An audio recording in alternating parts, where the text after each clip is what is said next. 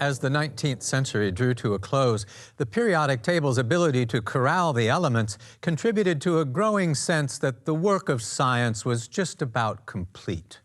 Most of nature's building blocks had been found, measured, and cataloged.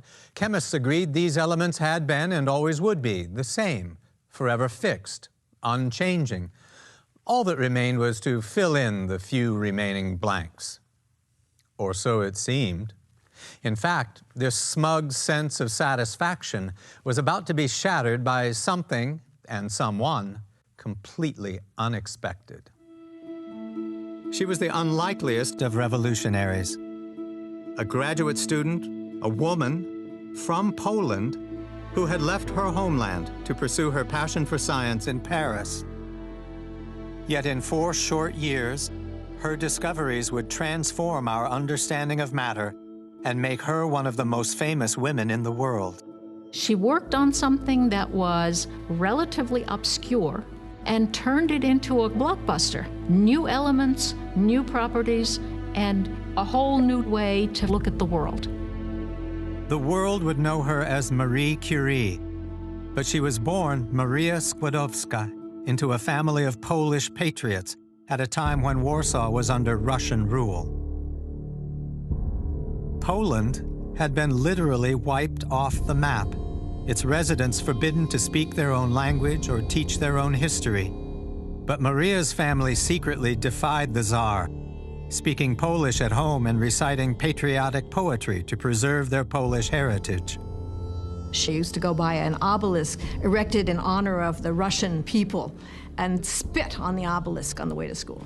So you can see Maria learned early to be a fighter and resistor.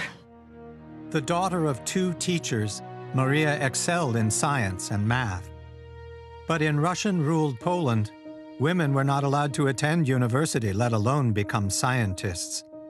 Very, very few places in Europe or elsewhere had opportunities for young women to study science. So one of the few places that she could was, in fact, in Paris. But because her family was too poor to send her, Maria would first have to work for 6 long years as a governess to support her older sister's studies. Only at age 24 did she finally get her chance. She waited her turn and she didn't give up. And when the turn came, she took it.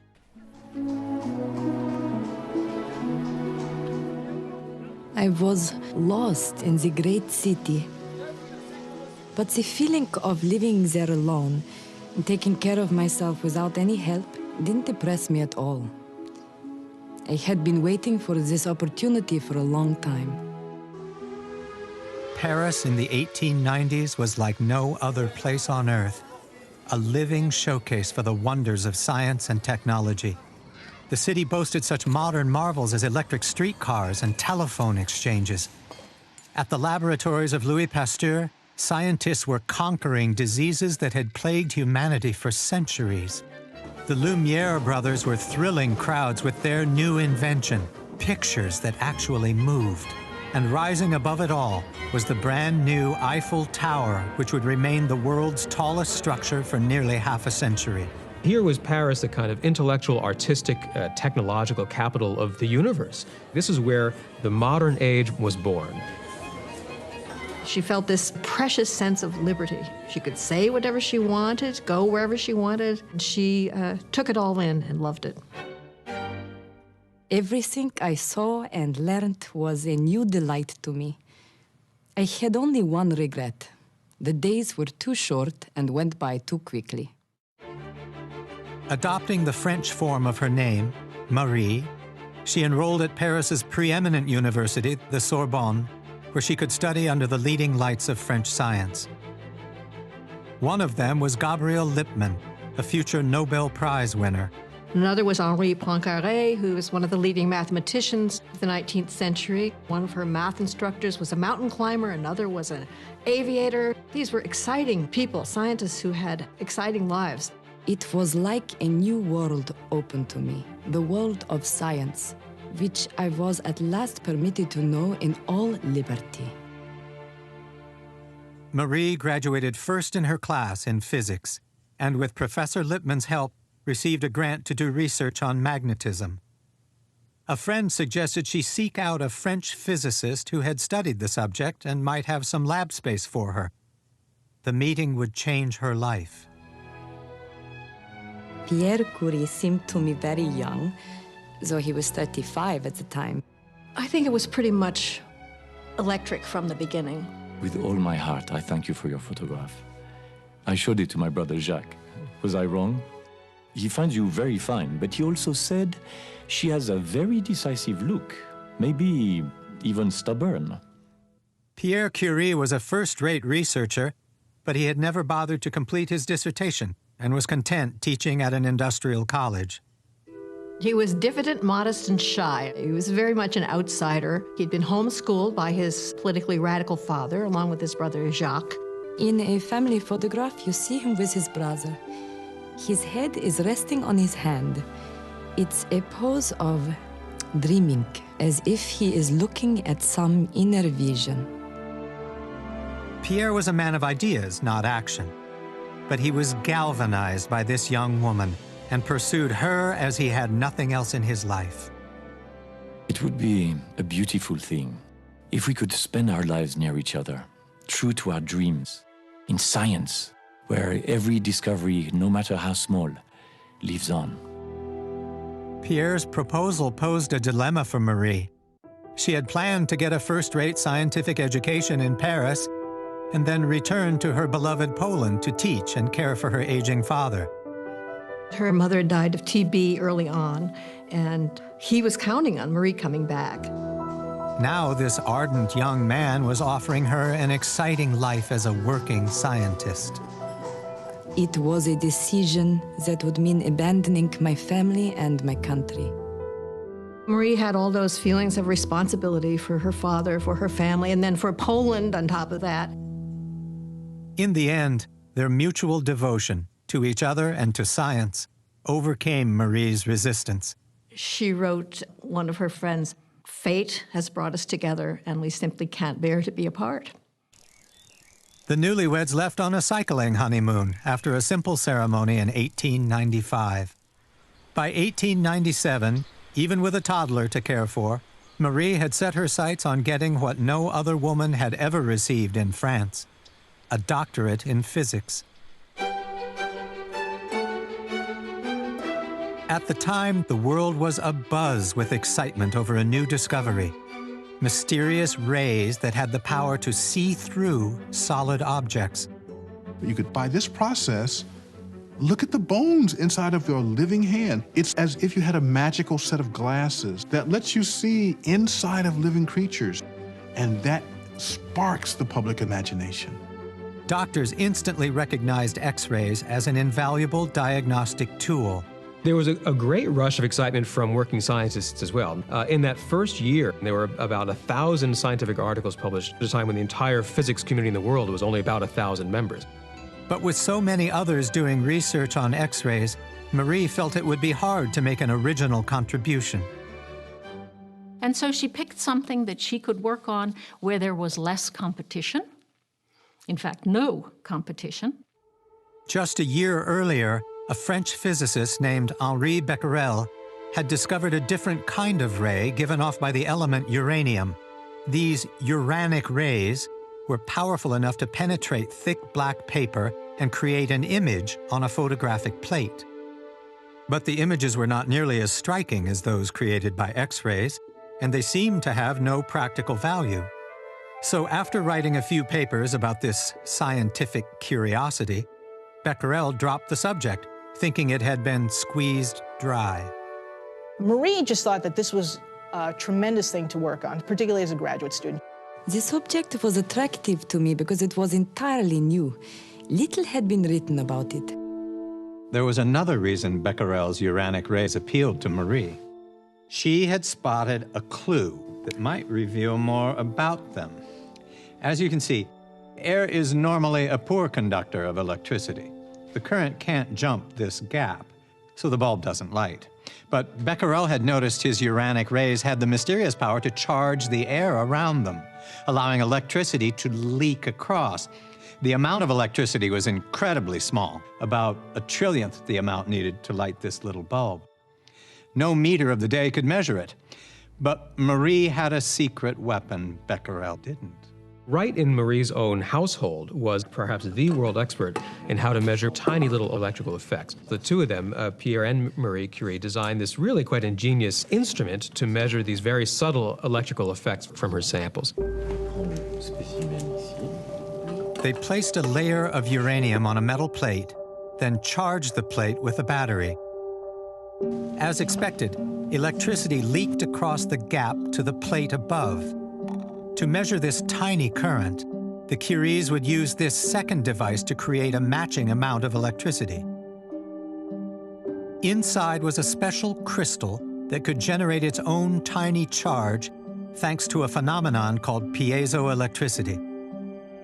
More than 20 years earlier, Pierre and his brother Jacques had discovered that certain crystals give out electricity in response to pressure.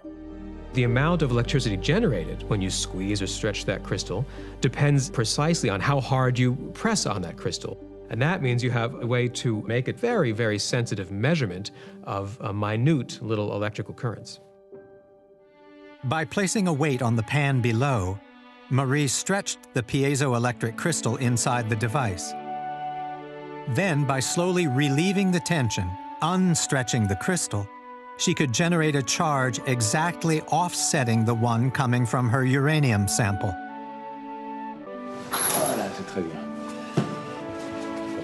She could tell the two charges were equal when the spot of light from this third instrument was at 0 on the scale. Though it didn't look very pretty, this sort of pulled-together little contraption was exquisitely accurate and could allow them to make measurements like no one else in the world. But using these instruments required extraordinary concentration and dexterity. Ever so gradually, Marie relieved the tension on the crystal, while carefully watching the spot of light to keep the two charges in balance, and timing how long it took to lift the weight entirely off the pan. The faster she had to remove the weight, the stronger the activity of her test sample. And that's why when you see pictures of Marie Curie in this experiment, she's sitting there with a stopwatch.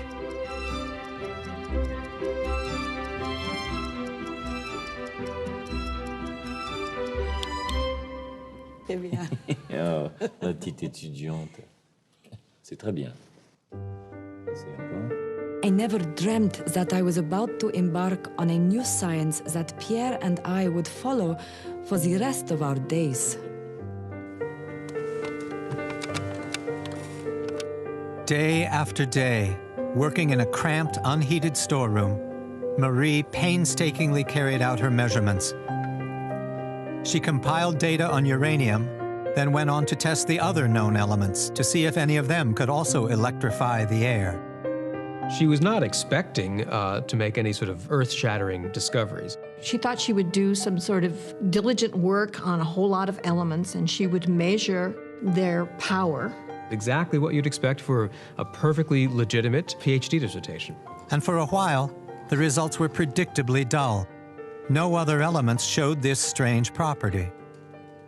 Things were going along pretty routinely until one day in February of 1898, and that was the day that everything changed. Pierre, viens voir. In the course of a single week, Marie made two startling discoveries. She found that the element thorium could also make air a better conductor. That was the first real solid indication that this was not unique to uranium. This might be a property of matter, not a curiosity of one particular element. It was necessary to find a new term to define this new property of matter. I proposed the word radioactivity. The next surprise came when Marie tested pitchblende, the raw ore from which uranium is taken. Something was very wrong. Comme ça, t'es sûr des résultats? Je ne suis pas sûre. Pitchblende seemed to be 4 times as radioactive as uranium itself. When I find a result like that, as a scientist, my first reaction is, I made a mistake, or the machine isn't working. She did what every good scientist should do, which was doubt it, be extremely skeptical, and check every last step of that chain. So my mother made her measurements over again, 10 times, 20 times, until she was forced to accept the results.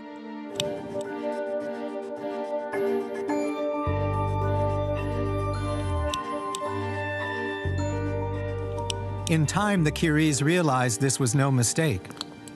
The readings from pitchblende were real. A light bulb went off and they said, well, maybe there's something else in there. Very soon, they began to suspect that there was another element in pitchblende, which was producing this enormous radioactivity. There must be some new thing under the sun, some new element that had never been seen before. And it must be intensely radioactive, since it was present in amounts so small that no one had ever detected it. Since neither Marie nor Pierre was a member of the Academy of Sciences, they asked Marie's mentor, Gabriel Lippmann, to deliver the paper announcing this discovery. This was one of the most important papers in the history of chemistry, and yet it was almost universally ignored. Who was this Marie Curie? She was a graduate student. She spoke French with a Polish accent. She was married to a teacher in an industrial school, and she was a woman. These are strikes that are definitely against you. And so her ideas just weren't embraced because she was so different. But Marie knew she was onto something important. She had lit upon, almost by accident, an extremely exciting discovery. And as soon as he figured that out, Pierre abandoned his work on crystals and joined her.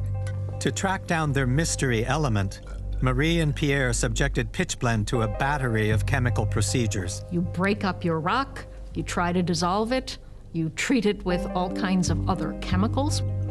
The goal is to separate the ore into portions with different chemical properties, all the while tracking the radioactive signal. She then throws away everything that isn't radioactive. It's getting more and more concentrated as she goes through these steps. The Curies soon discovered that two distinct parts of the pitchblende, with different chemical properties, were both radioactive. That meant not one but two new elements might be hidden in the ore. By July 1898, they were able to announce the discovery of one of those substances with certainty. Marie, you will have to name it.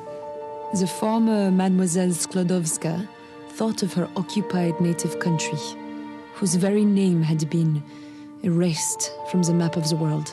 Could we call it polonium? Poland, remember, was still not a country. This was one way of putting it on the map. Eh bien voilà, polonium it is. Marie next turned her attention to the second mystery element. She finds the activity is through the roof. It's nearly 1,000 times more active than even her uranium sample had been. Marie's polonium sample had not been pure enough to yield a unique spectral line. Would this new, more powerful element pass the test? By 1900, spectroscopy was often seen as the gold standard for identifying the materials you're working with. And if Marie Curie wanted to make some claim that she'd found, in fact, a whole new element, she was going to have to meet the chemists on their own terms. She'd need spectroscopic evidence. Regardez ici. Il y a une ligne par ici. Marie's sample showed the presence of the well-known element barium, but it also revealed a pattern of spectral lines never seen before. Strong evidence that she and Pierre had tracked down their mystery element. She could tell that she had an element that hadn't been seen before, because the spectral lines she got were different.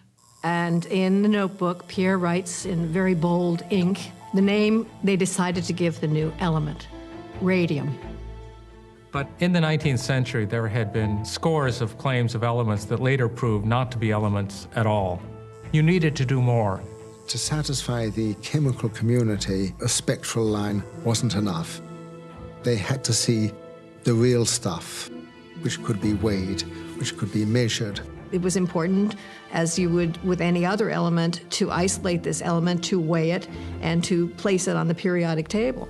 So in order to be absolutely certain, she had to have pure material, and that's what she set out to do. It was my mother who had no fear of throwing herself into that daunting task. Without personnel, without money, without supplies. To isolate even a speck of radium, Marie would need to process huge quantities of pitchblende, a job too big for her tiny laboratory. The only space available for this work was a drafty old shed, once used as a dissecting room for the school's medical students.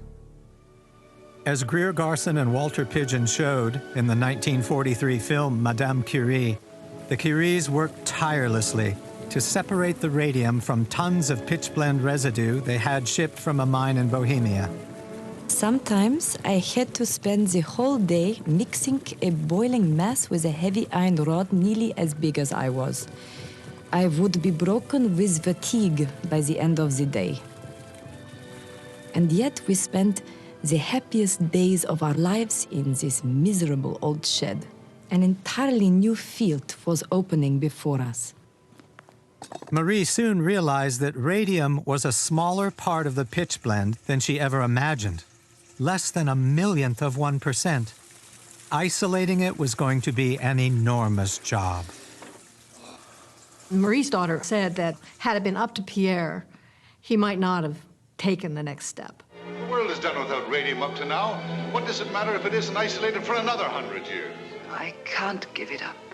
There is a special passion which goes with the discovery of elements, and a line in the spectrum is not enough. She was after an understanding of nature, and there was very, very little that would stand in her way. In 1902, after 4 years of arduous work, Marie finally succeeded in isolating 1/10 of a gram of radium chloride from 10 tons of pitchblende residue. 4 years to produce the kind of evidence that chemical science demands. All of this effort so that she could actually convince the remaining chemists that this was a real, honest-to-goodness element. She measured radium's atomic weight at 225.9, very close to the current value of 226. And she placed it correctly in the periodic table. Radium officially existed. The incredulous chemists, and there were still a few, could now only bow before the facts, before the superhuman obstinacy of a woman. Here she was, still basically a graduate student, and the whole world was beginning to talk about her discoveries. In just these 4 years, she's now discovered 2 brand new elements. Even more important, she's shown that this strange emanation, this radioactivity, is a feature of matter, not specific to one quirky little substance. And she's also developed a quite impressive technique for finding more. This was the beginning of identifying elements by their radioactive power. The same technique would soon be used by others to identify more new radioactive elements. In 1903, Marie Skłodowska-Curie became the first female scientist ever awarded a doctorate in France. By then, it was clear radioactivity was a pivotal scientific discovery, deserving of recognition.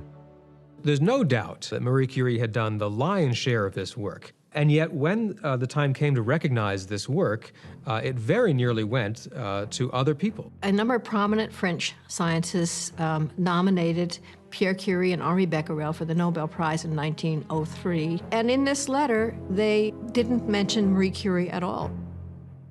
One of the nominators was Gabriel Lippmann. It's quite remarkable, since Gabriel Lippmann was her teacher, her mentor. He actually presented her very first paper to the Academy. So he knew about her importance in this work and how central she was to these discoveries. And yet this cabal of Frenchmen just left her off the list. The idea that she could be an important scientist just didn't occur to them. She was totally invisible. Pierre, and we have to give him total credit for this, turned around and said, I did not conceive of this idea. I helped with the work, but it was someone else's idea that made it possible, and that's Marie Curie. Pierre was adamant that Marie needed to be included. He immediately wrote back and said, wouldn't it be better, from an artistic point of view, to award the prize to Marie Curie and to me? In the end, Marie did share in the Nobel with Pierre and Henri Becquerel. She would go on to win a second, all her own. But the real prize was the magical substance for which she would always be known. Some nights, the Curies would stop by the laboratory to admire the element Marie called my child. They arrived in the rouleau monde. Pierre put the key in the lock. The door squeaked and admitted them to their world. Eve Curie, in her biography of her mother, Don't light the lamps. describes the wonder of the Curies as they went into their lab one night and saw these glowing vials. From all sides, we could see gleamings suspended in darkness, like faint fairy lights. Do you remember the day you said to me, I would like radium to be a beautiful color? Radium had something better than a beautiful color. It was spontaneously luminous. The fact that radium glowed in the dark seemed magical, but it was also troubling because it almost seemed to violate some kind of fundamental physical law. Scientists had known for some time that light is a form of energy. So if you distill something and it suddenly glows in the dark, you have to ask the question, where does that energy come from? It's not changing shape, it's not interacting with the environment to get this energy, but it's just glowing infinitely. And we had no idea why it did that. It was Marie who had the flash of insight. Perhaps some types of matter were changing from one kind to another, their atoms splitting apart and releasing energy in the process. This theory of the source of the energy is very seductive. It explains radioactivity very well. But it was an idea many chemists refused to accept. Tell me, please, how much radium salt is there in the entire Earth? A few grams. On this shaky foundation, they want to overturn our understanding of the nature of matter. Even the Curies were reluctant to accept it. The Curies themselves, they wanted to think of elements as immutable, unchangeable parts of nature. The idea that one could have transmutation from one element to another was very disturbing, even to her at first.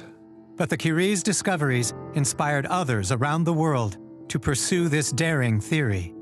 The idea that finally got pieced together was that the energy was in fact coming from the disintegration of these atoms themselves. Radioactivity was a sign that the atom itself was unstable. It could break apart.